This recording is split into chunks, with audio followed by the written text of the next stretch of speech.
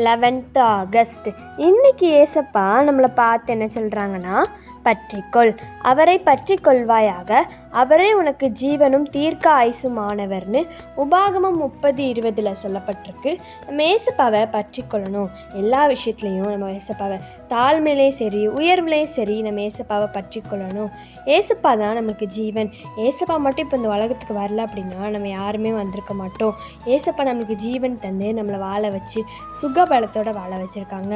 நம்மளுக்கு தீர்க்க ஆயுசையும் கொடுப்பாங்க. நம்ம ஏசப்பாவை பற்றி கொண்டோம் அப்படின்னா நம்மளோட நாட்கள் கூடும். நம்ம ஏசப்பாவை பிடிச்சி கொள்ளணும்.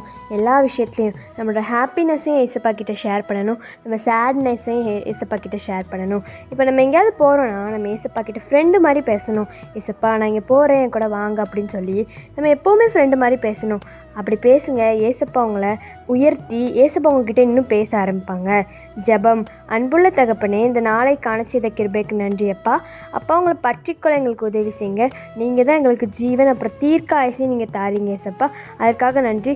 இம்மட்டும் எங்களை நீங்கள் வாழ வைத்து எங்களை வழி நடத்துனீங்களா, அதற்காக நன்றி ஏசப்பா. உங்களை பற்றிக்கொள்ளி நாங்கள் எங்கள் வாழ்க்கை முழுக்க உங்களை பற்றிக்கொள்ள உதவி செய்யுங்க. இயேசுவின் மூலம் ஜெபிக்கிறோம் நல்ல பிதாவே, ஆமேன். By truth of Melchi, have a strong day.